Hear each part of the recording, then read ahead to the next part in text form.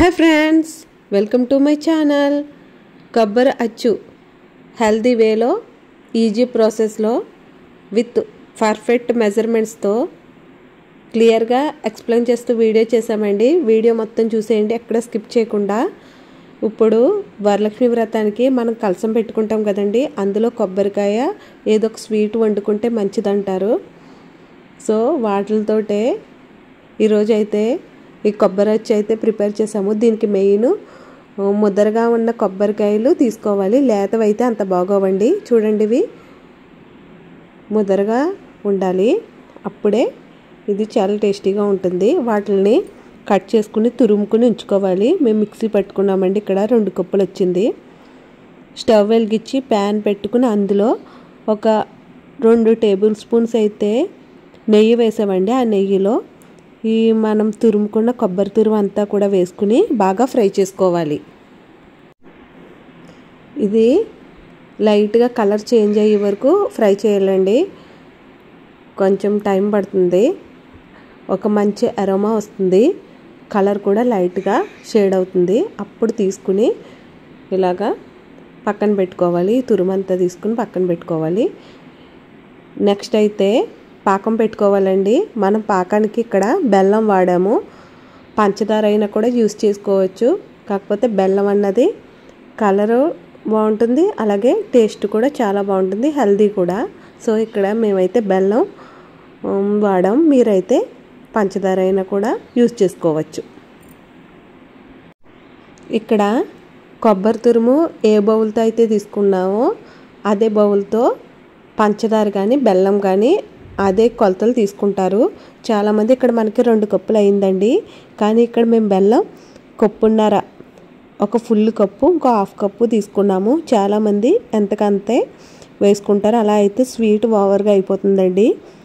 మాకైతే ఈ స్వీట్నెస్ సరిపోతుంది. సో 1 కప్పున్నర బెల్లం వేసి అందులో హాఫ్ కప్ అయితే వాటర్ వేసాము.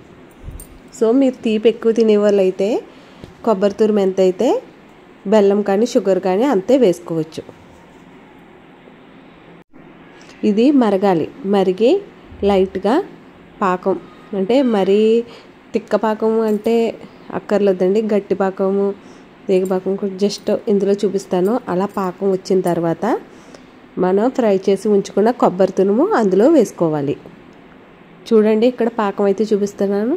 సో చూడండి, చేతికి అలా అంటే చాలండి. అంతకు మించి గట్టి పాకం పడితే అది బాగా హార్డ్గా అవుతుంది. సో జస్ట్ ఇలా టచ్ చేస్తే దాన్ని పాకం ఇలా పట్టుకుంటే చాలండి. అలా వచ్చిన తర్వాత మనం ఫ్రై చేసి ఉంచుకున్న కొబ్బరి తురుము అంతా అందులో వేసుకుని ఉడకనివ్వాలి. ఇక్కడ ఒక 3 ఇలాచీ అయితే తీసుకుని దాన్ని పౌడర్ చేసుకుని అందులో వేసుకోవాలి. ఇది వేసుకుంటే టేస్ట్ అన్నది బాగుంటుందండి. సో ఇలా ఉడికేటప్పుడే మనం దంచి పెట్టుకున్న ఇలాచీ పౌడర్ అందులో వేసుకోవాలి.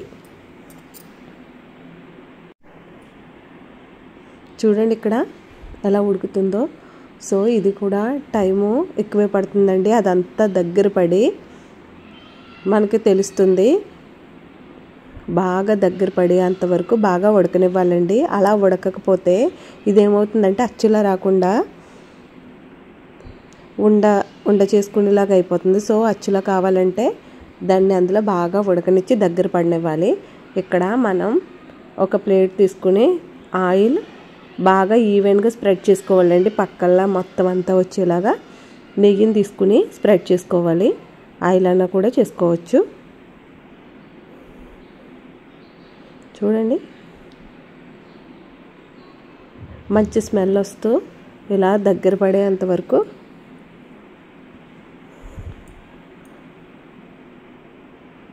చూడండి. ఇంకా కూడా దగ్గర పడాలి. మొత్తం అంతా ఉడికి వాటర్ అంతా అబ్జర్వ్ అయిపోయి స్మెల్ కూడా మంచి బాగా వస్తుందండి. చుట్టూరు అలా అయిన తర్వాత అప్పుడు మనం నెయ్యి రాసి ఉంచుకున్న ప్లేట్లోకి ఇదంతా పరుచుకోవాలి. టేస్ట్ అయితే మాత్రం సూపర్ ఉంటుందండి. ఎగ్జాక్ట్గా ట్రై చేసి చూడండి. చూడండి ఇక్కడ ఇలా మొత్తం ఈవెన్గా స్ప్రెడ్ చేసుకోవాలి.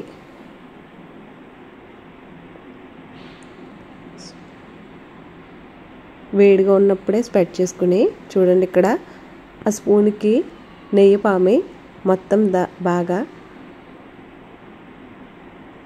స్మూత్గా అయ్యేలాగా స్ప్రెడ్ చేసుకుంటున్నాం. ఇక్కడ మనం ఒక చాకుకి వేడిగా ఉన్నప్పుడే ఒక చాకుకి కొంచెం నెయ్యి పాముకుని ఇలా కట్ చేసుకుని ఉంచుకోవాలి.